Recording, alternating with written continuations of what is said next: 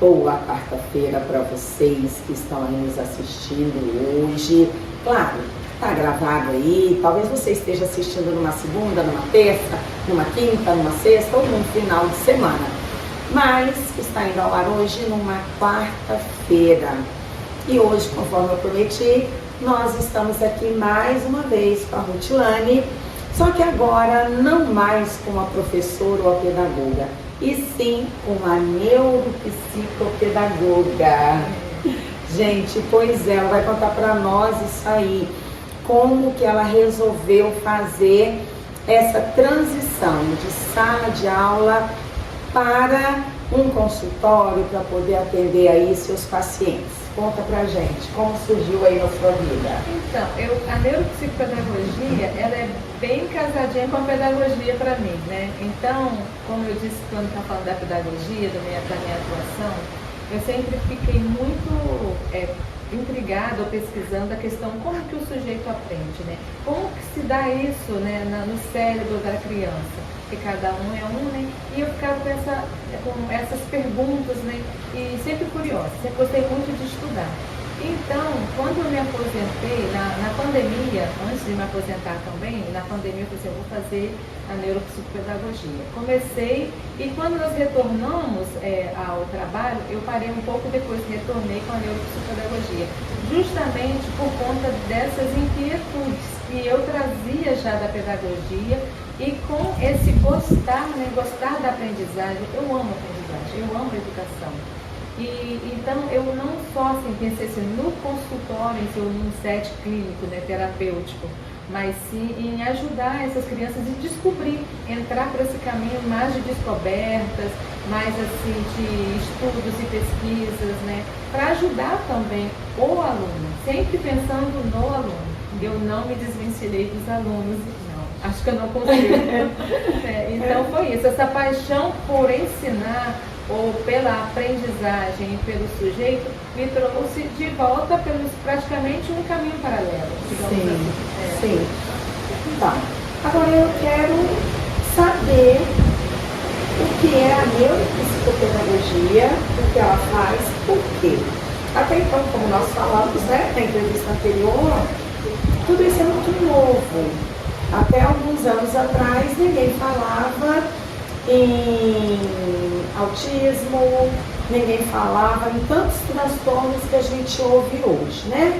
Então era muito assim, aquela criança é agitada, aquela criança é elevada, aquela criança sem educação. E de um tempo para cá vieram se dando nomes a essas crianças, né? É autista, é dislexa, tem TOD, tem TDAH, né? Entre outras questões.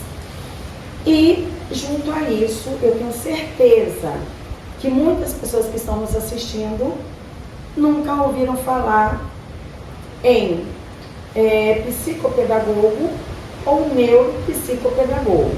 Até porque primeiro, me corrija se eu estiver errada, veio a psicopedagogia e depois de um tempo a neuropsicopedagogia.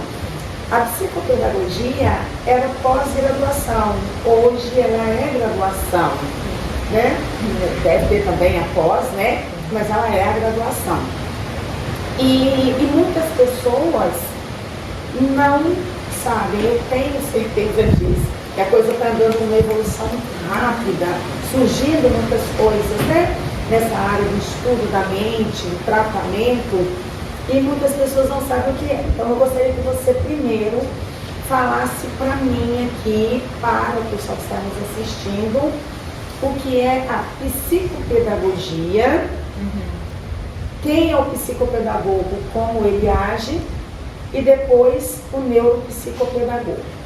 Sim, então, a psicopedagogia, me corrijam se eu estiver errada, ela começou na década de 60, se eu não me engano, né? Na década de 60 ela é mais mas quase não é divulgada. Sim, nos Estados Unidos. Porque até aqui hoje a gente sabe de muitas pessoas que não ouviram falar nisso. Mas já é mais antigo. Quando eu conheci a psicopedagogia, foi mais ou menos há mais de 20 anos. Eu já ouvi falar da psicopedagogia, inclusive eu fiz um tempo, mas eu tive que parar. E a neuropsicopedagogia, ela é bem mais nova, ela é agora de 80, por aí, também não aqui. E ela vem, a psicopedagogia, ela trabalha com esse processo da aprendizagem em si, né? E a neuropsicopedagogia, ela vem falando dos processos, né, do cérebro, como isso acontece no cérebro. Então, a neuropsicopedagogia, ela procura estudar, né, no caso, o cérebro da criança, né, do sujeito, né, e justamente aonde que acontecem essas aprendizagens e por quê. Né? Então, os transtornos do neurodesenvolvimento, elas estão bem presentes no estudo da neuropsicopedagogia, né? Da psicopedagogia também. O que acontece é que elas, na verdade, estão quase andando no mesmo, bem próximo. Às vezes você pode estar caminhando, sendo psicopedagogo e ficar com o braço na neuropsicopedagogia porque eles são bem próximos, apesar de ter diferenças em algumas escolas. Por exemplo, que a neuropsicopedagogia, ela tem o seu tripé principal, né, é a neurociência, né, é a psicologia cognitiva e a pedagogia. Já a psicopedagogia, ela trabalha com psicologia social, trabalha com psicologia genética, né? Trabalha com a pedagogia em si. Então é mais voltada para os estudos da pedagogia e psicologia. Já a neuropsicopedagogia, ela abraça a neurociência. Então é um tripé de 3 pontas diferentes mesmo, né? Pedagogia, psicologia cognitiva e a neurociência. Trazendo aqui de uma forma assim para que entendam bem a pessoa que não entende muito disso aí. O psicopedagogo, ele é aquele que vai tanto na sala de aula ou às vezes no consultório ajudar a criança, e o neuropsicopedagogo é o que vai testar para saber qual o transtorno ali que a criança tem, a dificuldade que ela tem ou não? Não, os dois têm essa mesma condição. Tem avaliações que são só para psicólogos aplicar, são muitas, né? E tem outras que são livres e o psicopedagogo pode aplicar e o neuropsicopedagogo pode aplicar. Então, quando as avaliações elas são livres, todos os 2 profissionais podem estar trabalhando, tanto para fazer rastreio, quanto para fazer intervenção. Então, para intervenção são muitas, né? Tem vários tipos de rastreio, tanto para avaliação, para você perceber porque não é uma avaliação. Quando você faz um diagnóstico, uma hipótese diagnóstica, porque quem dá o diagnóstico é o médico, nós não damos diagnóstico, a gente faz uma hipótese, Entendi. né? Então, a hipótese diagnóstica você tem que usar vários instrumentos de rastreio, porque num só instrumento você não consegue, né? E depois, mesmo fazendo esses instrumentos de rastreio, que tanto o psicopedagogo pode usar, como o neuropsicopedagogo também, você tem aquelas escalas, ou protocolos, avaliações, ou aqueles processos todos que você vai fazer a intervenção, que apontam um caminho. Todos eles vão apontar caminho como será a intervenção, que você precisa estar fazendo essas intervenções. E também não é só feito uma vez e acabou. Não. Dependendo do atendimento que você faz de 3 meses, 6 meses, 8 meses, a hipótese novamente, você retoma toda a hipótese. Então tá, então vamos lá. Eu venho um paciente para mim, né? Porque os pais ficam muito perdidos, né? Eles vêm assim, meu filho, minha filha tem alguma coisa que eu acho que não está normal, deixa eu levar para alguém. Alguns levam no médico, um pediatra, outros já levam um neuropediatra, outros levam para um psicanalista ou psicólogo, e eles precisam que o profissional o oriente para onde ele realmente tem que ir. Então, num caso assim, vamos colocar que uma criança venha e eu sinta nessa criança que ela tem uma característica muito grande de algum tipo de transtorno. Eu não faço as avaliações, não faço nada, posso até ver, muitas vezes acerto na mosca o que ele tem pela experiência de vida, né? Mas a gente não pode, né? Porque existem aqueles que realmente estudaram para isso, estão capacitados. Mas assim, eu preciso de alguém, igual eu tenho uma paciente, eu quero até encaminhar para você, e que ela também, ela não consegue reter as informações. Então, e ela já está no ensino médio. Ela não consegue ler, ela não consegue escrever, ela, até pouco tempo, ela não sabia a diferença do que era arroz e do que era feijão, né? E nesse caso, então, vamos lá, estamos falando também de aprendizagem. Ela não consegue aprender. Eu teria que encaminhar para quem? Para o neuropsicopedagogo, o psicopedagogo, ou independente disso, eu tenho que fazer um processo todo lá atrás de mandar para um neuropediatra. Então, se ela for uma adolescente, um neuropediatra, o primeiro passo é o neuropediatra. O pediatra nas crianças. E não é difícil de perceber algumas coisas. O pediatra, ele tem assim, a condição de perceber. E aí ele passa para frente para poder ir sempre retornando nele, né? Assim, para receber as intervenções, né? E as avaliações de rastreio que os psicólogos fazem, que tem uma gama maior de rastreio. Né? Mas no caso aí, o neuropediatra. Essa adolescente aí tem que ser um neuropediatra. Tá, mas aí o neuropediatra... Até 12 anos, não é isso? Não, eu acho que vai adiante. Mas me diz uma coisa, ok.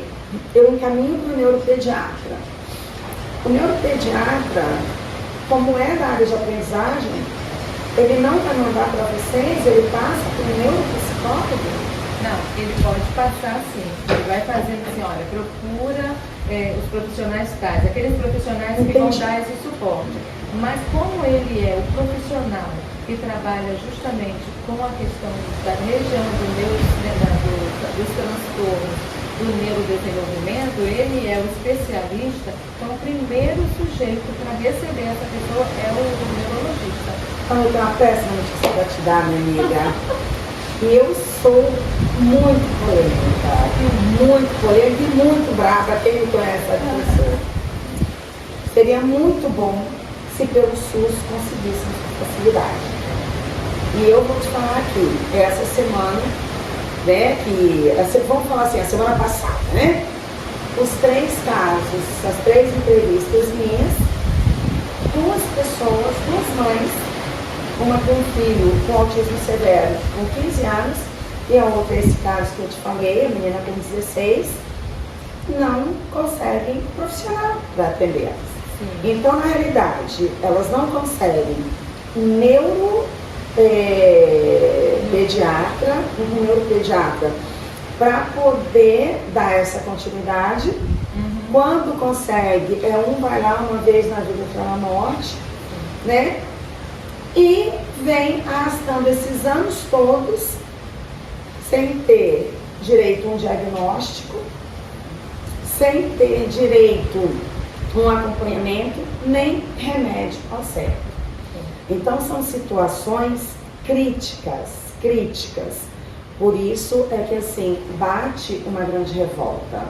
A outra moça, né, que foi nossa entrevistada, a Amanda tem uma situação financeira melhor, então ela logo levou a filha dela no neuropediatra, ainda muito novinha, e ele logo diagnosticou que também foi algo, isso há 7 anos atrás, algo que não podia fazer, que ele deu a menina rapidinho e falou, olha, ela tem autismo, tudo bem, ele acertou também, mas não foi feito o rastreio, a testagem não foi feita, e essa mãe simplesmente meteu as caras a estudar. Hoje ela é psicopedagoga por causa da filha e, se eu não me engano, ela falou que está fazendo também a neuropsicopedagogia. Não tenho certeza, mas eu acho que sim. Mas o que eu quero dizer é isso, das dificuldades pelas quais nós passamos. Porque o certo realmente é isso. E identifiquei. Quando a pessoa tem uma condição financeira, é o processo que eu faço.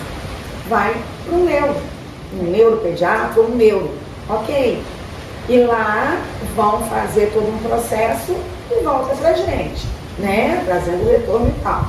Mas, como ajudamos muitas pessoas no meu consultório, com a minha equipe, nós temos que fazer determinado trabalho passando por cima desse processo, porque nós temos duas opções.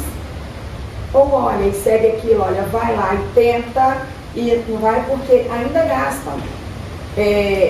Alguns pagam, conseguem um dinheiro lá suado, pagam um profissional, mas vai uma vez só e acabou. Jogou um dinheiro fora, porque de nada adiantou. Não consegue fazer um exame, não consegue fazer nada. Então, o que nós fazemos hoje?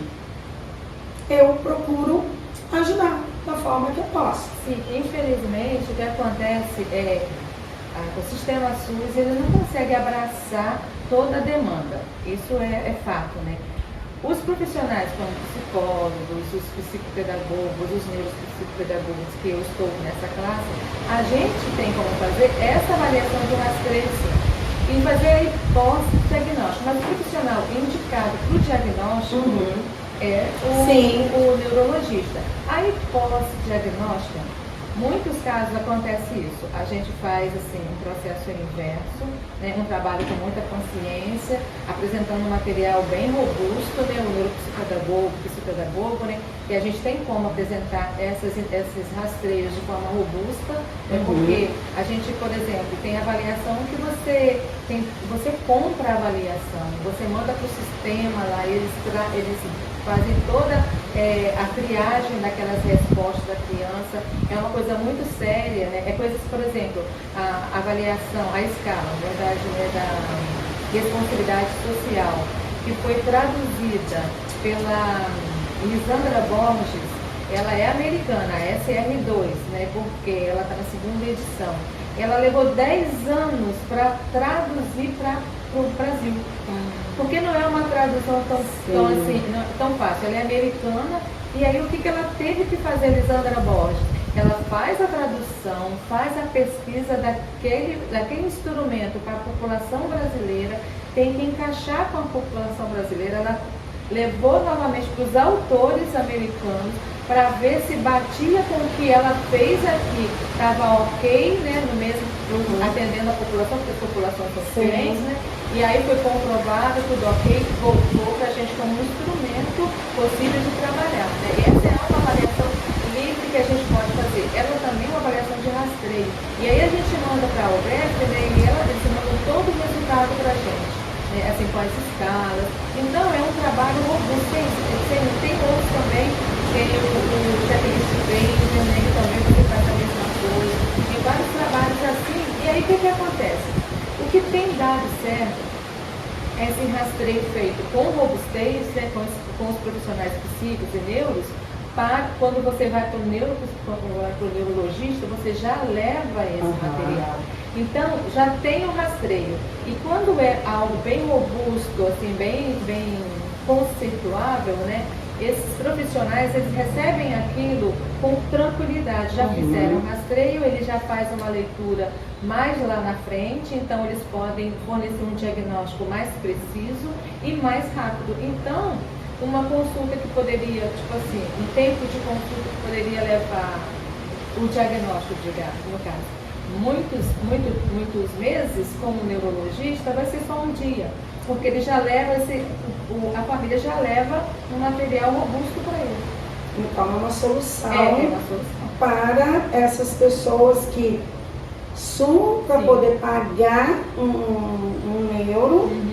Porque se eles passarem antes num neuropsicopedagogo, eles já podem marcar um neuro e levar esse material. Porque, por exemplo, se essa criança precisa ou esse adolescente precisa de um remédio, só ele pode dar. Sim, né? sim. Então, já adianta, bem caminho andado. Porque ele chega com um rastreio e aí ele já olha aquele material, porque o material chega com escala, chega com relatório bem preciso, então ele já olha aquilo e já é mais rápido. E é mais tranquilo para ele também, porque, por exemplo, o neuropsicopedagogo, o psicopedagogo, ele faz, para fazer esse rastreio, ele faz no mínimo assim, de 8 a 10 sessões.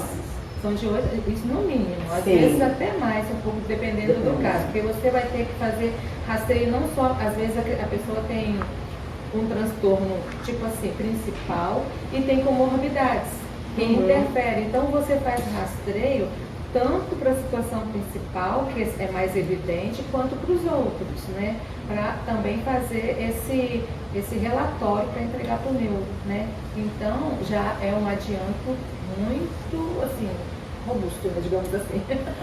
Muito bom, gente. Eu tenho uma ótima notícia para vocês. Ela agora faz parte da nossa equipe, está lá do nosso lado, trabalhando no mesmo andar que eu, né? E agora nós somos uma equipe, porque todas as pessoas que se achegam ali, né? Nós procuramos fazer realmente isso, é ajudar, né, o outro. Então, ter essa parceria. E aí, gente, é isso que eu quero falar para vocês. Agora, nós estamos com a Rutilane conosco, então você que tem essa dificuldade aí, algum filho com problema de aprendizagem, mantenha contato conosco.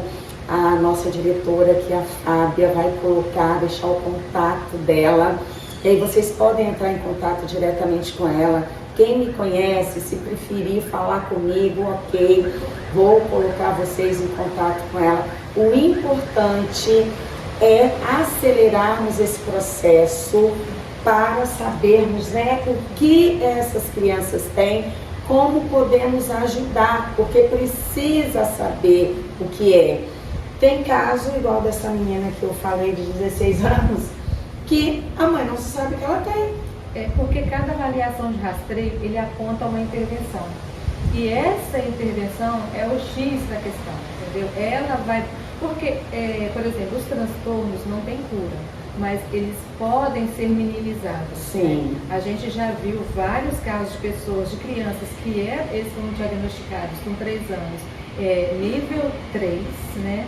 De autismo assim, severo, e que estão em nível 1. Olha! Sim, com todo, assim, com muita intervenção, sim, com um trabalho bem profundo, bem atento todo dia. Então, e outra coisa que eu costumo dizer, não tem terapeuta que faça milagre. O milagre, na verdade, é Deus que faz milagre, né? E o trabalho em conjunto. É mais uma vez o profissional e a família. Porque a família fica 24 horas praticamente com essa criança, né? Então, é um trabalho muito de parceria também. Olha, gente, ó, tá aí, ó. A gente conseguindo solução para vocês, hein? Vocês que assistem aí o nosso programa, né? Já tem um monte de pessoas que eu vou indicar para ela. E vocês também. Façam pelo menos um contato com ela para poder pegar mais informações. Que às vezes nós achamos que tudo assim, é impossível, né? Eu não consigo, porque vai ser difícil para mim. Não, façam um contato. Veja quais as condições dela. Ela é muito humana, tá? Então, vamos lá, gente. Não deixe de buscar ajuda, tá bom? Minha filha, muito obrigada, agradeço a Deus por ter colocado você no meu caminho. Eu que agradeço. Pra gente poder ajudar um monte de pessoas. Amém. Vamos juntos, a gente quer ajudar mesmo. Porque Amém. Se a gente não está aqui para servir, então a gente não serve para estar aqui. É isso aí. É isso, gente. Estou muito feliz hoje, muito feliz. Ela está comigo há pouco tempo, mas a gente bateu papo, assim, é muito demorado. Eu já, assim, compro realmente a ideia dela, eu assino embaixo por ela. Então, você que me conhece sabe que eu não colocaria vocês com uma pessoa que eu não confiasse, tá bom?